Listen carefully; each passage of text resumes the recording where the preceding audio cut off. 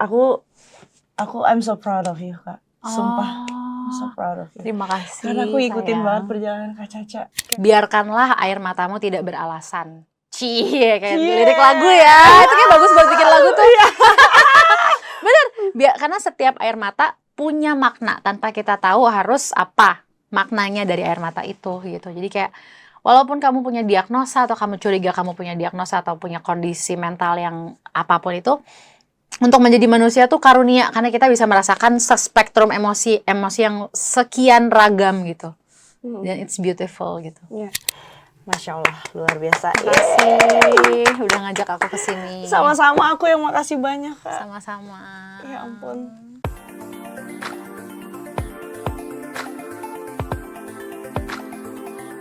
Assalamualaikum warahmatullahi wabarakatuh. Balik lagi ke narasi inspiratif. Kali ini kita kedatangan bintang tamu yang sangat spesial banget. Dan ini tuh salah satu idola aku dari aku masih kanak-kanak. Dan aku yakin kalian juga mengidolakan sosok ini ya. Karena kita semua tahu tiap kali pulang sekolah pasti kita sempetin untuk nonton sinetronnya. Siapa lagi? Kalau bukan Kak Caca.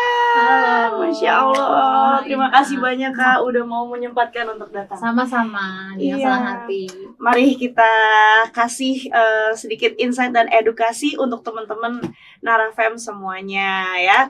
Oke, kita nggak mau berbanyak ini nih, banyak basa-basi. Aku langsung aja tancap gas tanya.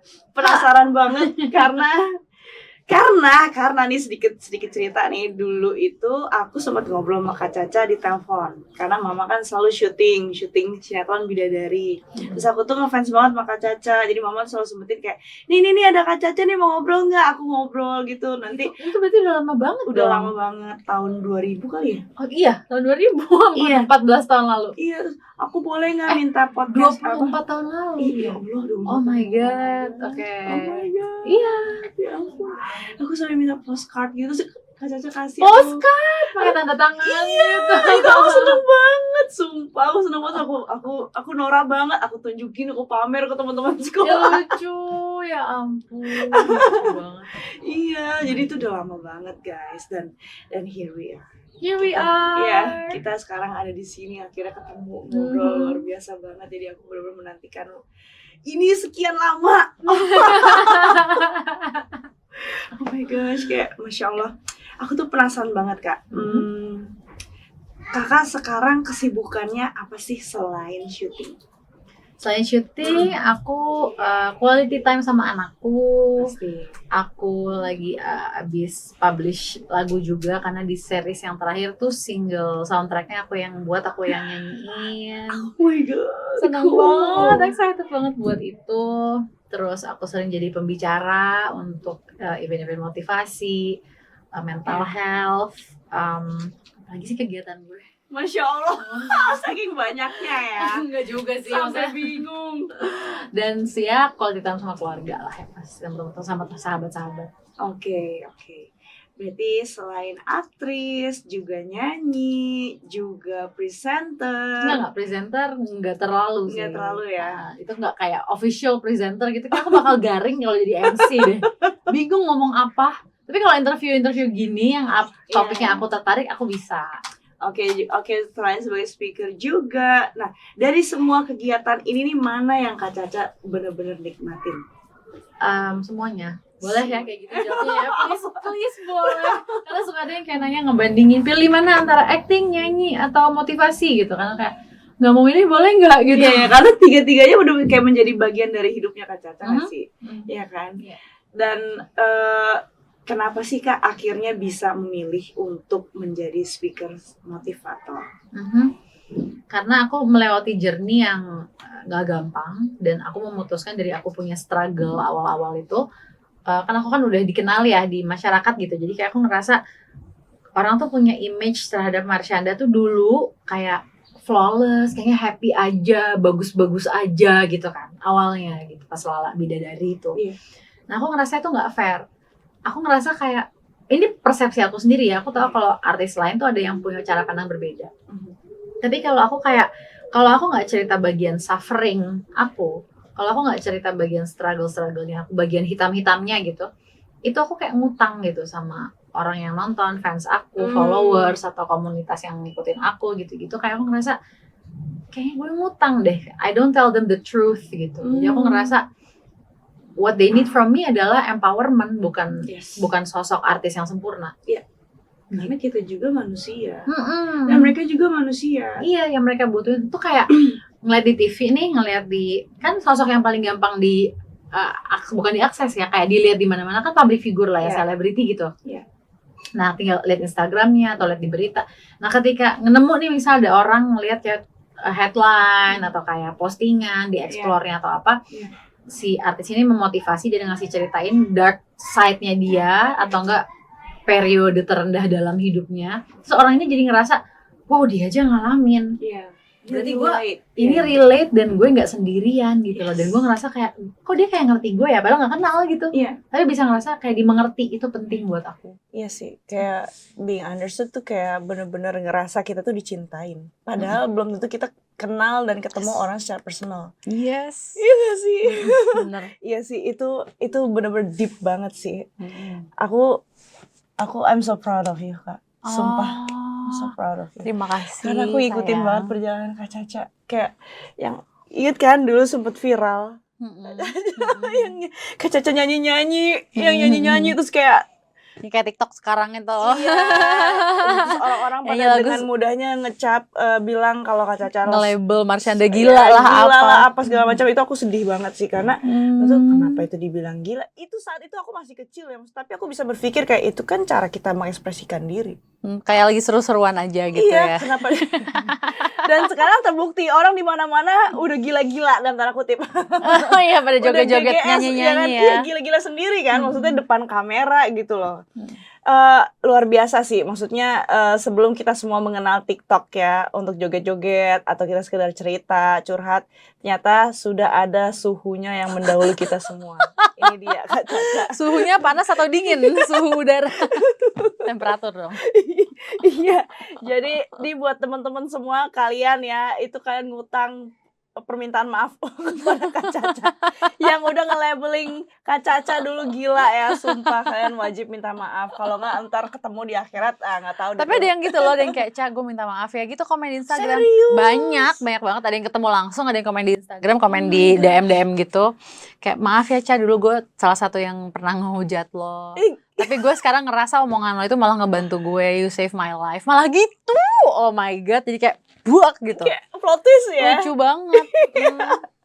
Tapi itu paling seru sih. Maksudnya ketika kita orang-orang pada misunderstood sama kita, terus kemudian mereka sudah mau menemui kita dan minta maaf dan tanpa diminta dan malah mereka terbantu sama apa yang sudah kita sampaikan. Itu kayak kepuasan batin gak sih? Ya aku lebih gak nyangka sih, terus kayak oh ya udah nggak apa-apa, lo benci sama gue juga nggak apa-apa kok gitu. Karena aku ngerasa kayak apapun yang aku sampaikan, kalau orang ngerasa nggak relate atau ngerasa nggak terbantu dengan itu ya proses mereka lagi di situ, aku hormatin. Iya sih, karena jadi nggak wajib juga semua orang meng-follow Marshanda gitu, siapa gua gitu kan. Iya, benar sih, karena kita bisa gila sih kalau memaksakan semua orang untuk suka dan menerima cara pikir kita, cara kita menjalani hidup gitu harus di-approve semua orang, kayaknya nggak mungkin banget gitu.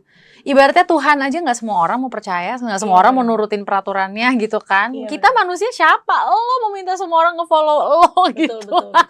Iya. Jadi level of understanding orang tuh beda-beda. Yes, betul, level of understanding. Mau nerima input baru atau enggak, atau enggak dia bahkan mau dengerin aja juga enggak, juga ada yang kayak gitu kan. Udah tau kayak, oh kalau dia ngomong gue udah tutup. Kan bisa gitu, dan itu kita hormatin aja. Iya, betul. Dan aku juga penasaran nih Kak, gimana sih caranya nih mengatur jadwal yang sedemikian padat menjadi profesional dalam karirnya, sekaligus menjadi profesional sebagai ibu dari Sienna. Mengatur jadwal menjadi profesional dalam sebagai ibu dan profesional menjadi public figure. Nah, aku sih kalau setiap kali lagi sama Sienna, kalau lagi quality time, aku tuh suka bilang sama dia, karena kan distraction itu kan gak cuma datang dari kerjaan aku gitu ya. Misalnya lagi sama Sienna nih, aku udah ngebales-bales WhatsApp kerjaan. Nah, kalau atau enggak dari dianya kadang-kadang juga bisa dia lagi pengen WhatsApp sahabat-sahabatnya kan udah mulai ABG. Iya. Jadi lebih seneng ngobrol sama temennya gitu-gitu atau enggak buka sosmed. Nah aku memang sengaja ngealokasiin waktu di mana kayak nanti pas di jalan pulang dari sini ke sini kan lumayan jauh misalnya jaraknya 1 jam. Kita ngobrol, kita nggak main HP ya berdua, ibu juga taruh HP di tas. Wow. Jadi kita bener-bener kayak ya udah kita nggak punya pengalihan perhatian lain selain satu sama lain gitu loh. Jadi mau nggak mau kita akan quality time berdua. Atau enggak kayak kalau misalnya kadang-kadang dari Sienanya loh yang kayak bukan mengusulkan tapi menginitiate itu. Wow. Kayak misalnya aku lagi nyiapin makanan di dapur, dia lagi tidur di rumahku nginep gitu. Terus dia suka kayak enggak, aku lagi pengen ngobrol sama ibu, so how are you ibu, how's life gitu.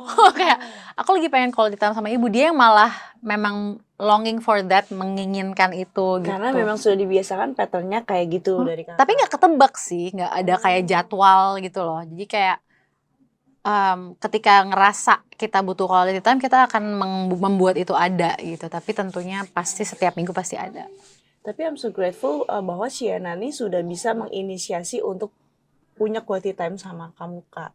Karena Alhamdulillah itu sih. artinya dia ini mau terbuka atas isi hatinya, atas perasaannya, dan dia siap untuk menerima juga dari Kak Caca gitu.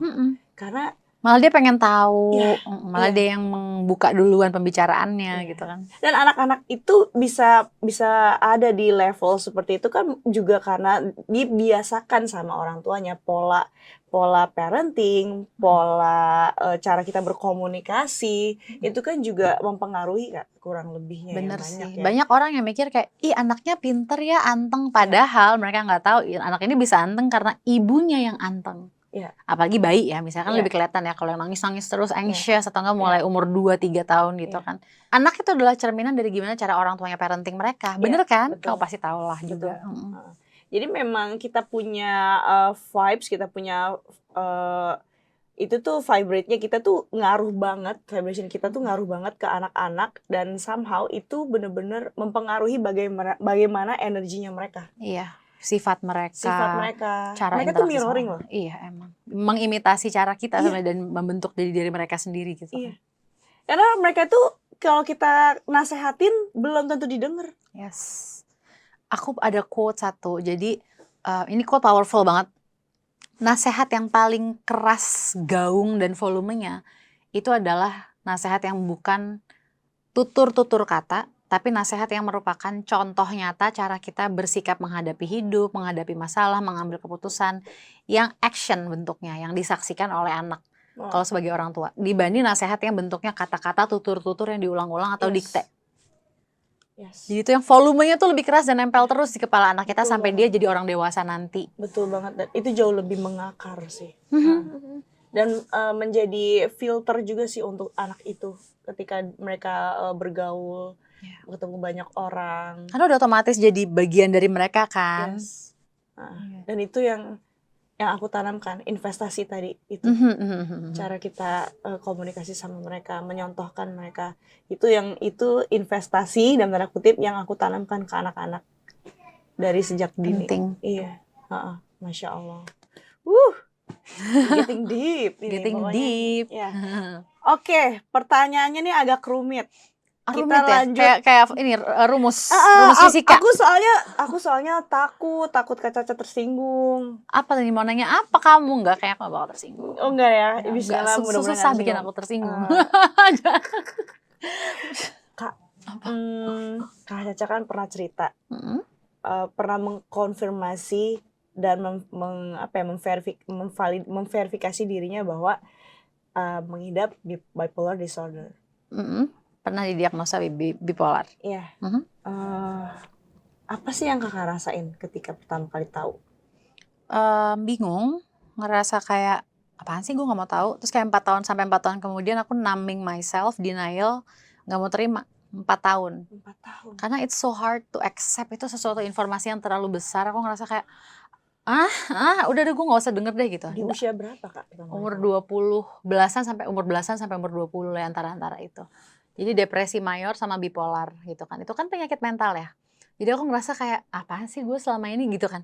Gue selama ini sekolah, syuting, jalan semuanya baik-baik aja. Terus gue punya penyakit jiwa gitu. gila kali, enggak lah gitu. Jadi kayak denial. dan aku harus kayak mengkonsumsi obat supaya bisa berfungsi, itu berat banget gitu. Apalagi ditambah cerita awal yang sebetulnya bipolar itu tidak datang dari diri aku yang sebenarnya. Dan ini aku jarang cerita di mana-mana dan aku baru sadar beberapa tahun lalu. Gila nggak? Aku umur 30-an baru sadar akarnya ini dari mana. Dari mana? Jadi aku mikir-mikir nih, oke, gue bipolar disorder. Tapi awalnya gimana sih gitu kan? So, aku inget-inget nih, pertama kali diagnosa itu muncul dari psikiater, terus aku tarik mundur lagi, awalnya gimana? Ternyata adalah pas aku umur 15, aku tuh sering banget minum kopi di lokasi syuting. Kopi hitam bisa 5 kali sehari. Emang ngaruh? Aku ngaruh, aku tipe yang sensitif. Aku tuh minum ini, kopi susu aja jam 2, jam 3 sore, aku bisa nggak tidur sampai jam 4 pagi. Nah, aku nggak tahu kalau kopi itu membuat aku nggak bisa tidur dan aku tidak punya ilmu itu waktu umur 15, nggak ngerti. Jadi aku cuek aja minum biar jam 12 malam masih bisa ngerjain PR di lokasi gitu-gitu loh. Terus aku pulang masih up, masih kayak on gitu. Pulang dan nggak tidur-tidur sampai jam 3 sampai jam 4. Lama-lama udah 3 bulan, 6 bulan gitu terus. Energinya tinggi terus, baru tidur jam 4 pagi, jam 5 atau jam 3 gitu. Orang-orang terdekatku khawatir.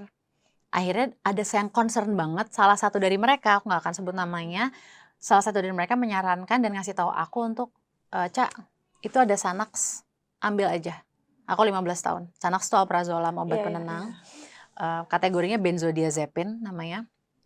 Ambil aja buat lo tidur, buat kamu tidur gitu. Karena kamu punya tanggung jawab besar, sekolah, syuting, pokoknya ini worry lah ya gitu.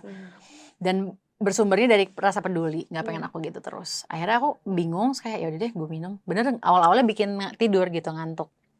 So kayak nggak tahu, karena kan kalau obat seperti itu harusnya diresepkan dokter, tapi waktu itu aku mendapat itu tanpa resep dokter dan ya udah gitu.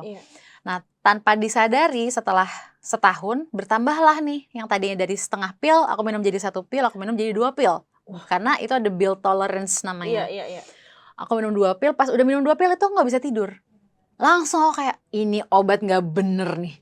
Gue jadi anxious, gue jadi ngerasa aneh banget perasaannya. Aku langsung decide untuk stop dari 2 pil ke 0 setiap harinya. Karena aku ngerasa no, I'm not gonna take it anymore. Soalnya jadi kayak candu. Iya, dan kayak aku ngerasa kayak ada sifat-sifat aku yang keluar dari obat itu yang membuat aku gelisah, membuat aku nggak kayak nge-trigger kayak aku. Jadi kayak aku lupa juga siapa aja ya, tapi aneh. Anxiety-nya. Anxious, gelisah, aneh, kayak terus kayak agak-agak bleh gitu juga. Kayak gitu. Terus udah gitu pas aku stop, itu kan ibaratnya kayak seorang pecandu yang harus berhenti dari narkobanya mendadak. Nggak boleh, karena bisa bikin kita sakit. Kalau mendadak dari dosis, dikurangin bertahap. Itu yang benar. Aku nggak tahu. Jadi aku stop, langsung lah muncul segala macam gejala withdrawal, namanya withdrawal symptoms. Nah itu tuh ada. Maaf kayak orang sakau gitu lah istilahnya. Tapi aku nggak sadar juga itu karena aku stop mendadak. Aku nggak tahu kalau itu nggak boleh. Akhirnya muncullah gejala-gejala gampang marah, oversensitif, nggak bisa tidur lebih parah. Terus udah gitu ngomong jadi lebih cepet, jadi kayak orang manik, ada gampang depresi gitu-gitu loh, kayak mood swing. Semua keluarga khawatir, semua ada orang di lokasi syuting khawatir. Akhirnya aku sampai di ruqyah gitu-gitu loh. Ya Allah. Terus udah gitu aku dikirim ke psikiater. Pas di psikiater, informasi yang paling penting itu nggak aku bilang ke psikiaternya. Which is, dok, nih aku nggak ngomong nih. Mesti aku ngomong, dok, saya tuh dikasih Xanax setahun, saya minum hampir setiap kali nggak bisa tidur, terus saya stop langsung ke 0. Jadi sekarang saya jadi muncullah gejala-gejala aneh ini. Harusnya menyampaikan itu. Itu aku nggak tahu kalau itu harusnya aku bilang. Akhirnya psikiater itu kayak mengambil konklusi, oh berarti emang Caca aslinya gini dengan segala gejalanya sekarang, ya udah nih obat buat lo untuk depresi mayor. Terus gitu ada gejala berikutnya, yaitu bipolar disorder diagnosanya. Jadi sebenarnya gitu, diagnosanya itu bener atau enggak sih? Nggak tahu juga. Kalau di trace back nggak bisa, soalnya kan memang waktu itu aku munculnya datang ke ke ruang psikiater itu kan kayak orang yang bipolar dan depresi. Jadi kayak mereka disalahkan juga nggak bisa, aku disalahkan juga aku nggak ngerti. Harusnya itu kan kalau ke psikiater berapa juga nggak ngerti. Jadi penting untuk kayak mengedukasi juga kalau ada yang mau ke psikolog atau psikiater tuh data yang kita kasih tahu sebagai klien atau pasien itu harus lengkap banget. Ya udah konsumsi apa? Iya, jadi aku dari umur 20 sampai 35 sampai nggak tahu sampai kapan ya nanti aku tuh mengkonsumsi obat untuk orang bipolar gitu loh. Ya ampun. Gila nggak sih kayak dan nggak tahu ini rootnya gimana gitu. Dan nggak yakin juga bahwa ini tuh bener apa enggak diagnosanya Iya, jadi bipolar. kayak yang mana ya? Dan aku udah terlanjur berbelas-belas tahun minum obat ini yang membuat aku kalau aku stop itu harus sangat hati-hati. Lagi-lagi harus bertahap bertahap. dan Nggak bisa super langsung. menghapus semua mindset bahwa obat itu bisa diturunin. Kalau diturunin tuh Caca bisa menghandle gitu-gitu tuh kayak banyak programmingnya juga kan yang kayak kita harus lepaskan dan kita harus berani, tapi berani pun juga ada resikonya bisa jadi nggak stabil. Iya. Jadi kayak aku mikir, wow ini wow banget gitu kayak challenge yang, tapi aku udah terima sih. Karena bayangin nggak, misalnya aku nggak punya diagnosa You know what? bipolar. I'm so goosebumps Oh banget. iya, merinding. Tapi loh, aku mikir kalau gue nggak punya diagnosa bipolar, mungkin gak ya gue memotivasi orang gitu. Ya. Kalau aku nggak pernah kayak ngerasa lost, anxious gitu, mungkin gak ya aku bisa relate sama orang-orang yang suicidal, yang kayak sampai halusinasi gitu loh. Jadi kayak nyebelin, kayak gila banget yang lo alamin, tapi itu kayak banyak hikmah dari situ, banyak cahaya yang keluar dari situ juga gitu Jadi kita kan. juga gak bisa sesalin itu. Iya, jadi aku kayak, jadi gue berterima kasih dong sama yang ngasih gue Xanax waktu itu gitu kan. Gila gak sih? Dia juga gak sadar ini semua akan kayak gini tahun sekarang gitu loh. Wow banget gak sih? Iya. Tapi berarti tanpa kita sadarin dalam hidup kita ini, kayak kita tuh selalu dibikin nyasar dulu kemana. Dan ternyata kita baru tersadar dengan kita nyasar ini ternyata malah menjadi berkat buat orang lain. Iya, ternyata nyasar tuh cuman karena mungkin kita nggak tahu kalau kita masih lurus seperti yang kita mau, kita tuh bakal kejedok karena buntu. Iya. Dan emang harus belok karena kita nggak bisa ngeliat kebuntuan itu, dan pas belok ternyata ketemu jalan yang kita pengen capai gitu kali ya. Iya mungkin ya. Kadang-kadang kan manusia kan suka, aku tuh nganggepnya ya, kalau manusia merasa, kalau misalnya kita pakai maps, terus rute kita adalah rute yang paling benar gitu kan, kita suka ngerasa plan kita, semua goal-goal kita tuh yang paling keren, ini paling yang paling wow, efisien, yang paling efektif gitu ya. Nah, ketika kita ngerasa ada yang belok dikit terus kita jadi kecewa, berarti kan kita nggak percaya kalau jalannya Allah lebih benar dari kita. Itu namanya si orang itu arogan kepada Allah. Jadi ibu yang merasa bahwa gue nih udah hamilin lo 9 bulan, lo tuh di kandungan gue, lo harus ikut apa kata gue. Berarti ibu ini, contoh aja ya, seorang ibu ini merasa bahwa dia sebagai manusia punya rencana yang lebih mulia dan lebih besar untuk anaknya daripada rencana Allah untuk dia. Dengan timing dia, bukan dengan timing Allah. Itu menurutku dia udah arogan sama Tuhan gitu. Dia mendahului keputusan Tuhan. Iya, dan maunya mau dia, bukan maunya yang maha kuasa gitu kan.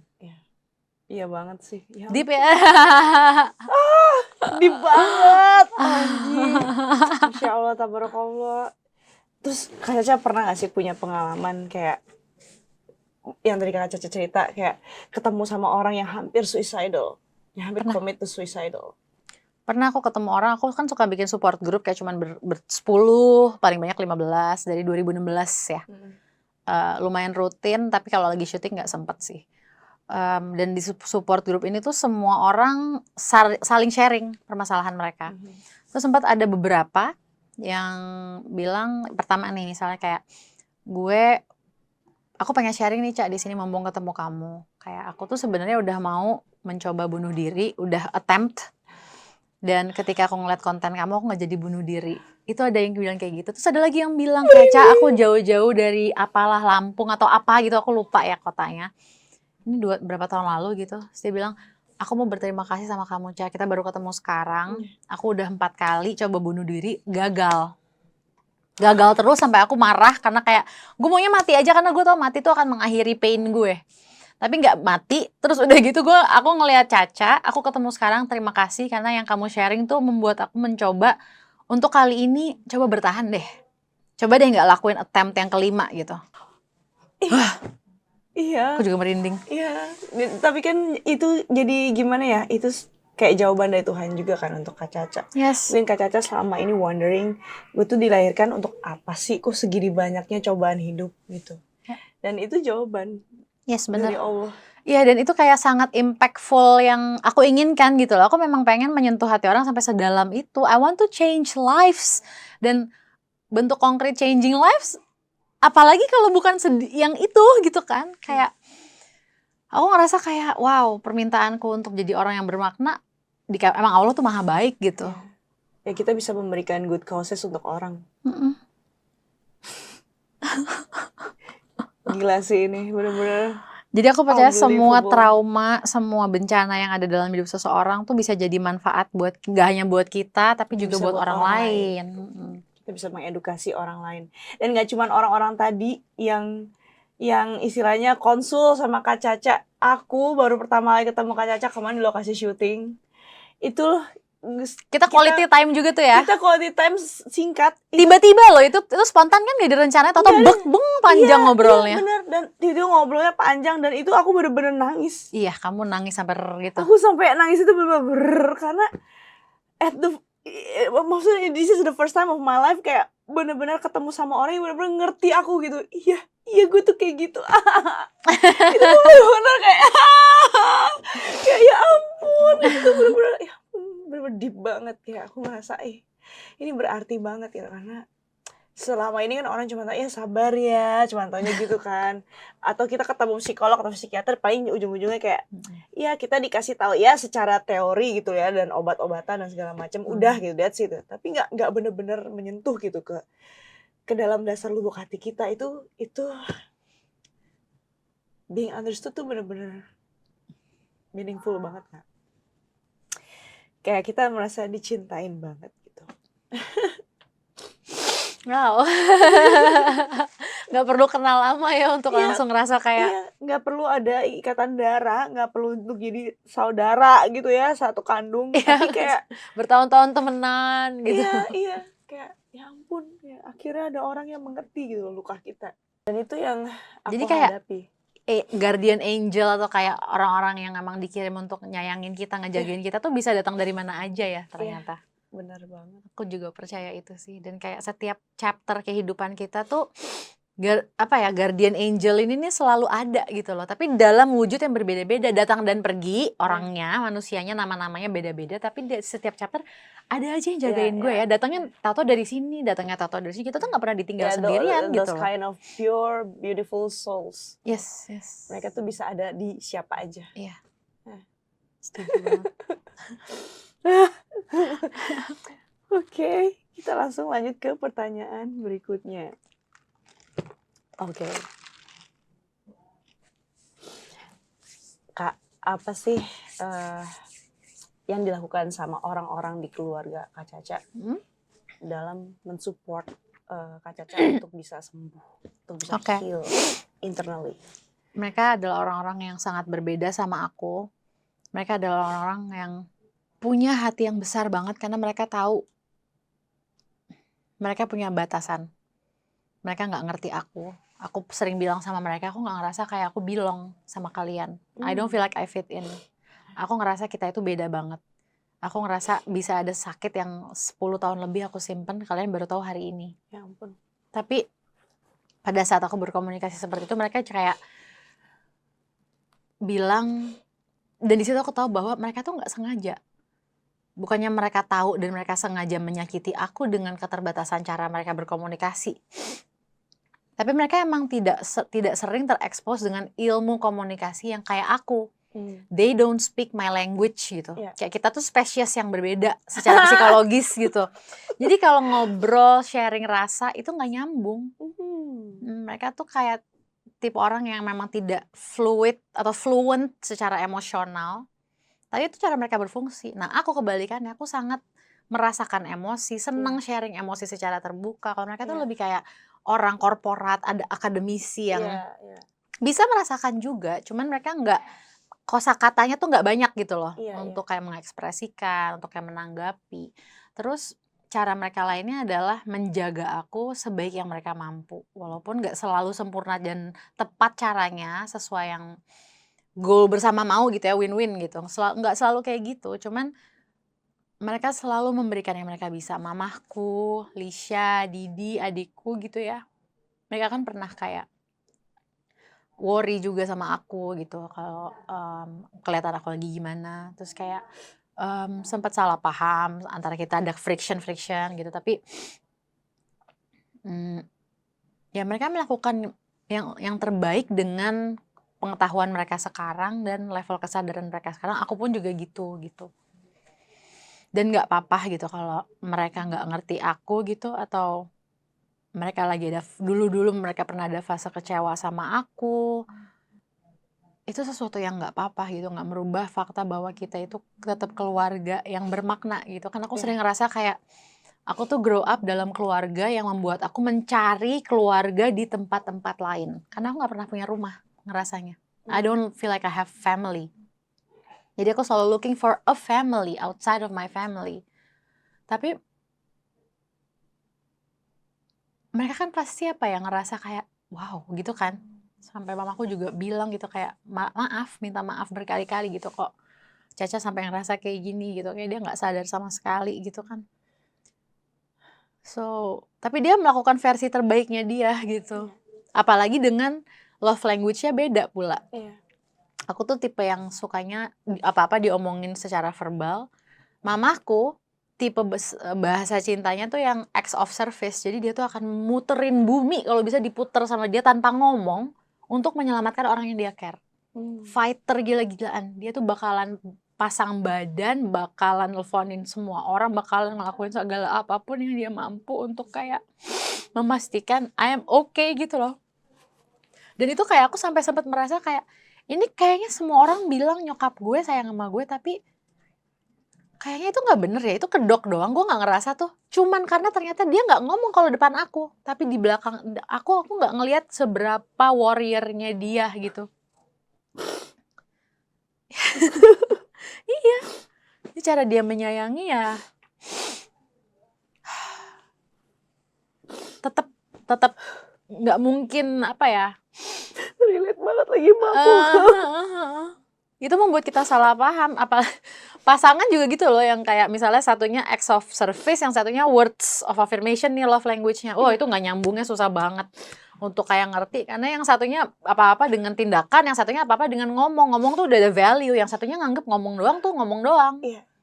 Lo actionnya apa? Sementara satunya emang nggak mau bukan nggak mau action, nggak suka gitu. Kayak action tuh nggak mengekspresikan cinta gitu. Iya. Dan Kan bingung kan, penting challenge. banget sih untuk kita sadar ada di level self of consciousness tadi yang kakak cerita, untuk mau mengedukasi diri gitu loh, untuk mau setidaknya merendah dan mengedukasi diri kita bahwa memang di luar sana ada berbagai macam love language gitu. Iya. Supaya apa? Supaya kita tahu bahwa orang-orang yang di sekeliling kita ini yang menyayangi Gila sih. kita, yang mencintai kita, itu mereka benar-benar berusaha gitu loh untuk mencintai kita walaupun dengan love language yang berbeda. Dan yang lebih amazing lagi tau nggak? Mamahku sudah tahu soal ini sebelum aku belajar soal love language. Jadi aku pernah ke kantor mamah. Waktu dulu mama masih ngantor ya. Terus mama lagi sholat. Terus aku kan duduk di meja kerjanya. Mama sholat di situ gitu. Terus di laptopnya, di komputer mama gitu kebuka bagian notes. Terus ada kayak tulisannya Caca sayang gitu kan. Kayak ke depannya doang. So penasaran aku klik lah gitu. Terus tau nggak isinya apa? Ternyata kalimat-kalimat dialog yang mama tuh ternyata latihanin biar ngomong sama aku nggak salah, karena dia tahu aku tuh tipenya yang kata-kata banget. So aku kayak ngebayangin, gila berarti pas nyokap gue mau ngomong sama gue, dia tuh pakai latihan dulu, milih kata-kata dulu, konsultasi dulu berarti kan ke orang yang ngerti kata-kata yang tepat yang digunakan apa. Oh kayak nyokap gue usahanya sampai segini hanya untuk komunikasi sama gue gitu. Hanya untuk ngomong, nyampein sesuatu dan berharap aku ngerti. Di situ aku kayak, wow. Dan Berarti keinginanku untuk dimengerti mama sama besarnya seperti keinginan mama untuk dimengerti aku. kakak baru sadar itu sekian lama. Itu udah sadar dari lama, cuman kadang-kadang lupa ketika ada friction lagi kan. Namanya manusia ketika ada masalah lagi kan kita jadi kayak higher self kita, diri kita yang lebih bijak itu kan kayak pergi dulu sebentar, nanti kalau pas kita pengen nginget yang cara yang lebih bijak ya akan kembali lagi gitu-gitu loh. Jadi ya selalu ada tantangan-tantangan, tapi bisa jejak lagi ya alhamdulillah gitu. Insya Allah. Pokoknya sesi ngobrol kita kali ini termehek-mehek banget ini. Soalnya bener-bener nggak ada lagi yang kita tutupin, nggak ada lagi yang coba kita untuk nge-cover itu, tapi kita ungkapin semua, kita korek semua. Dan kita bener-bener siap gitu loh untuk terbuka gitu akan kita punya wound, ya nggak sih? Iya. Dan ini ya somehow malah jadi bikin kita lebih apa ya, Lepas, lebih lepas, rilis ya. relief dan heal gitu. Terus gimana sih Kak? Pasti kan orang untuk bisa sembuh dari keadaan kondisi mental illness tadi, itu pasti harus ada kegiatan olahraga, kegiatan-kegiatan yang produktif, yang sehat gitu ya, yang harus dilakukan secara ya frequently lah. Apa sih Kak yang Kakak lakuin? Ini nggak hanya sekedar kegiatan produktif, sehat, aktif, bersosialisasi, tapi coba deh punyalah cita-cita untuk berprestasi. Karena kalau kita udah punya cita-cita, gue mau berprestasi, gue mau di atas rata-rata, dan gue mau supaya identitas gue itu sebagus, sekeren itu. Goalnya segitu. Kan ada orang yang bilang aim for the moon. Kalau misalnya nggak nyampe ke bulan, ya at least kita jatuhnya tuh ke bintang-bintang lah. Yes. Gitu kan. Jadi ketika kita udah mengidentify diri kita tuh berprestasi, kita nggak jadi punya kebutuhan untuk melakukan hal-hal yang tidak positif untuk mencari identitas. Karena kita udah ngerasa identitas kita udah cukup gitu. I am enough dan I love myself dengan semua yang gue udah perbuat gitu. Jadi kayak ketika udah puas dengan itu, ya kondisi-kondisi yang merugikan kita ya jadi terpinggirkan gitu loh dengan otomatis. Menjawab gak sih? Jawab banget. Dan hopefully ini juga jadi jawaban untuk teman-teman Narafem semua ya. Yang jadi bergoal lah yang tinggi gitu. Iya, itu perlu sih. Itu kayak lagu jadul gitu sih, gantungkan cita-cita. Tapi bener lagi. Itu bener loh. Iya. Dulu kita kayak cuma nganggap kata-kata itu tuh ya udahlah kiasan paling gitu ya. Doang. Ternyata itu bener loh, efek banget. Pertanyaan terakhir, apa yang Kakak mau sampaikan ke orang-orang yang mengalami hal yang serupa? Yang Kak Caca dan aku alamin. Ya, apa nih, hal yang mana nih? Banyak halnya. Mental illness disorder.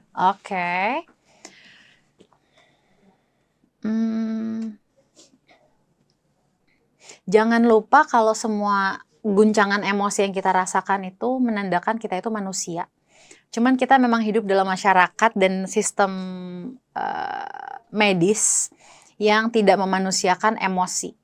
Jadi merasa sedih itu dianggap gejala penyakit mental.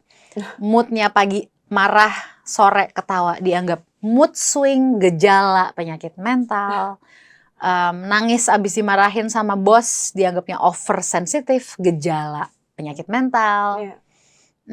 Marah-marah padahal ada alasan yang valid, itu dianggapnya anger issue. Jadi kita perlu tahu juga bahwa semua yang kita rasakan itu kalau kita cari akarnya pasti valid. Dan jadilah orang yang gak usah mencari validasi atas perasaan-perasaan kita ke eksternal orang lain, tapi jadilah orang yang memvalidasi diri sendiri bahwa yang gue rasain ini nggak apa-apa juga kalau nggak tahu alasannya kadang-kadang, karena bisa jadi udah tertimbun dari belasan tahun lalu, kita nggak pernah proses, baru keluar saat kayak lagi berlatih nafas atau olahraga, atau kayak gue pengen nangis, atau baru bangun tidur atau baru mau tidur tiba-tiba kayak ada yang terpendam lama keluar. Biarkanlah air matamu tidak beralasan. Kayak lirik lagu ya, itu kayak bagus buat bikin lagu tuh. Bener, karena setiap air mata punya makna tanpa kita tahu harus apa maknanya dari air mata itu gitu. Jadi kayak walaupun kamu punya diagnosa atau kamu curiga kamu punya diagnosa atau punya kondisi mental yang apapun itu, untuk menjadi manusia tuh karunia, karena kita bisa merasakan spektrum emosi yang sekian ragam gitu. Dan it's beautiful gitu. Wow. Nice. Sekarang waktunya kita baca komen teman-teman di Instagram ya. Tadi aku sempat lempar pertanyaan ke mereka. Mudah-mudahan ada yang mau menitipkan pertanyaan. Oh, ada nih. Ada yang nanya nih Kak, cara mengatasi ingatan negatif yang tiba-tiba muncul. Ingatan negatif.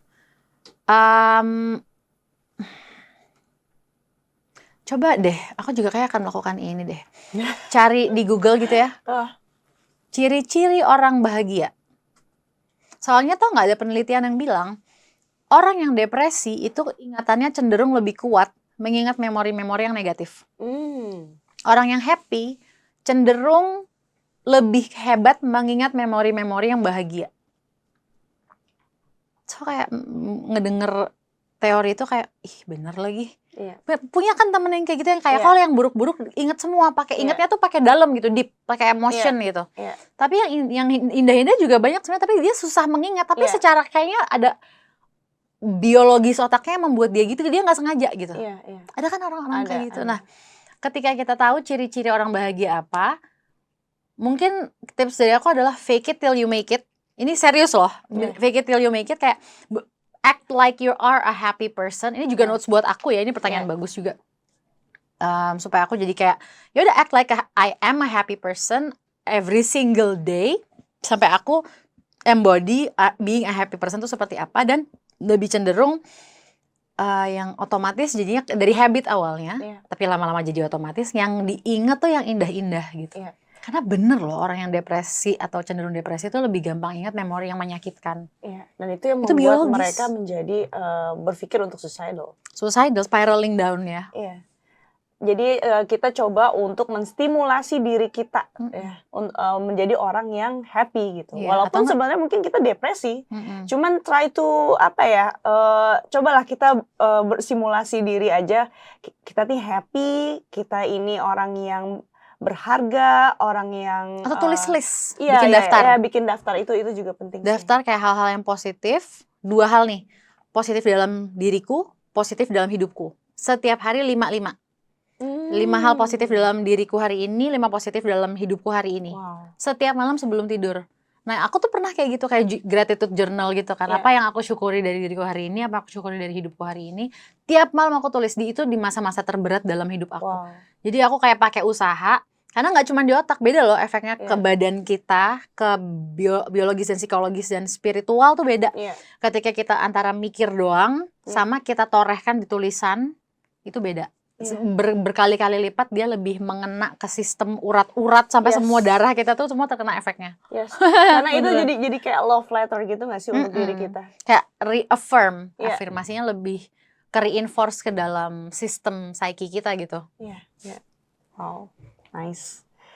Ada satu lagi pertanyaan terakhir. Oke. Bagaimana cara bangkit dari depresi dalam keluarga yang toksik?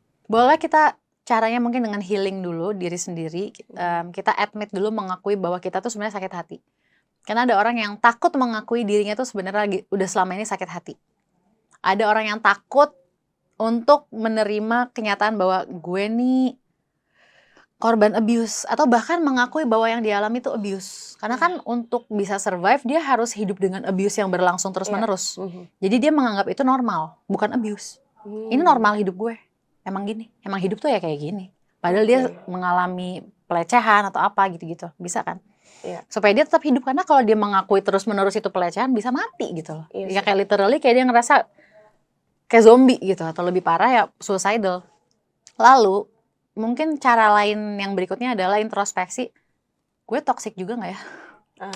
Bisa loh, kayak kita ngerasa kita berada dalam lingkungan yang toksik, tapi kita juga toksik ke mereka. Tanpa kita sadarin kita juga terpengaruh untuk menjadi orang yang toksik. Iya, atau enggak kita memang terpengaruh, bisa terpengaruh dari lingkungan yang toksik itu, atau kita memang bagi mereka justru lo yang toksik.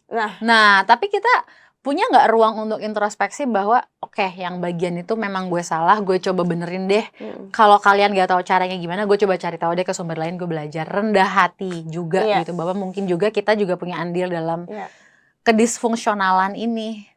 Karena yang patut diingat adalah dalam setiap hubungan yang ada kegagalan, itu dua belah pihak, entah keluarga dan anak, bapak dan ibu, suami dan istri, itu yang punya andil kesalahan dalam hubungan yang gagal tersebut tuh dua belah pihak andilnya sama besar. Aku belajar itu sih gitu.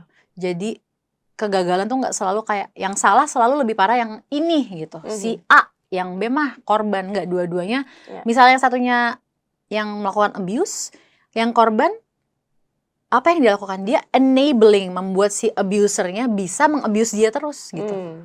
Tapi selama itu diizinkan ya kan berarti dua-duanya punya andil kan, gitu, selama itu berlangsung gitu. Oke, wow, benar-benar amazing banget percakapan kita kali ini, luar biasa banget teman-teman semuanya. Mudah-mudahan dengan kehadiran Kak Caca di sini dan semua statement Kak Caca bisa menjadi bisa empowering untuk kalian juga dan menjadi semangat untuk hidup kalian ke depan, bahwa kita ini semuanya pasti Allah hadirkan di dunia ini pasti ada good course-nya, ada tujuan baiknya untuk bisa bermanfaat untuk orang banyak, untuk orang-orang sekeliling kita.